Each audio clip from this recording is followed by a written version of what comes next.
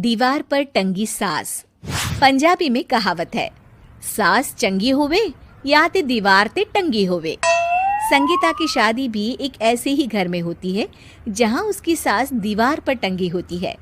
ससुर और पति शादी के पहले दिन उसे सास के फोटो के सामने ले जाते हैं, जहां ससुर जी कहते हैं, बेटा बेटा संगीता, ये तुम्हारी सास थी, बहुत नेक और भली, लेकिन थोड़ी गुस्सैल थी। गुस्सा आने पर सब तहस नहस कर देती थी, पर अब ये इस दुनिया में नहीं है। हाँ संगीता, माँ होती तो तुम इनकी कोई बात टाल नहीं सकती थी, वरना तो माँ घर में भूचाल ले आती।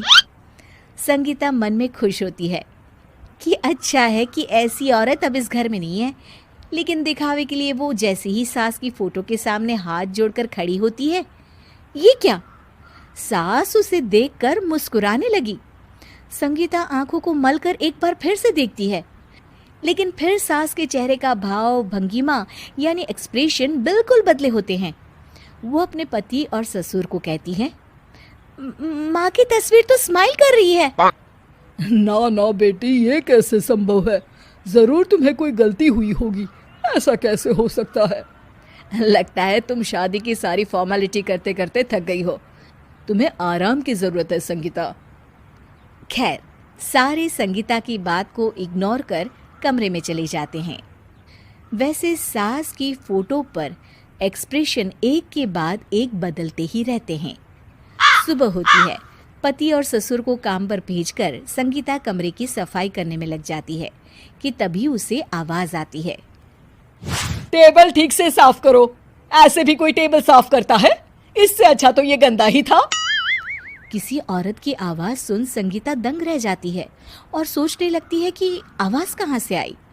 आवाज को नजरअंदाज कर वो फिर से अपना काम करना शुरू करती है, लेकिन इस बार तो आवाज बिल्कुल उसके कान के पास से आती है। मेरा घर है ये। जब तक मैं थी चमका कर रखती थी, हर एक चीज शीशे की तरह थी। तुम्हें तो ना सफाई आती है ना कुछ पता है। क्यों तुम्हें मेरे घर की जिम्मेदारी दे दी गई है? पता नहीं तुम में मेरे बेटे को क्या दिखाई दिया। मैं होती तो एक से बढ़कर एक लड़कियों की लाइन लगा देती। अब संगीता को समझने में देर नहीं लगी कि ये आवाज किसी और की नहीं बल्कि उसकी सास की है, जो दीवार पर टंगी है। वो उसके पास जाती है और कहती है, नमस्ते सासू माँ, मुझे तो कल ही लग रहा था कि दीवार में कुछ काला है। वो दीवार नहीं, दाल होती है पगली। सही पकड़े हैं सासू माँ। तो क्या हो गया आपको जो आप यहाँ भी चैन से नहीं बैठी हैं? सुना मैंने आपका व्यवहार काफी गुस्से वाला था। चुप रह तू, ज्यादा बकर बकर ना कर।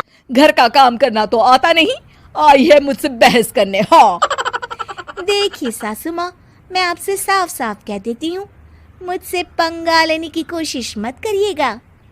तभी पीछे से संगीता का पति आता है। अरे संगीता, किससे बात कर रही हो? कौन है वहाँ? संगीता की सास की फोटो फिर से पहले जैसी हो जाती है। आपकी माँ से कह रही थी कि मुझे काम करना आता। अरे संगीता, माना सास के ताने हर बहू को अच्छे लगते हैं, लेकिन यहाँ तो माँ है ही नहीं, तुम तो फोटो से ही। तुम भी लाजवाब हो संगीता। किसी को विश्वास नहीं होता कि संगीता अपनी मरी हुई सास की फोटो से बात करती है। वहीं आए दिन संगीता की सास संगीता को किसी न किसी बात पर आते जाते ताने देती। संगीता को भी अब सास के तानों और उनसे बात करने की आदत हो गई। वो कभी खानदान की कहानी तो कभी तीज त्योहार कैसे मनाए या किसी व्यंजन की रेसिपी सास से ही पूछती।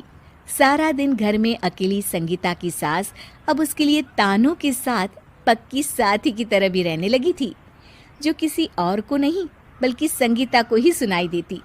तो देखा आपने, सास बहू का रिश्ता हर रिश्ते से ऊपर होता है, फिर चाहे वो खट्टा हो या मीठा।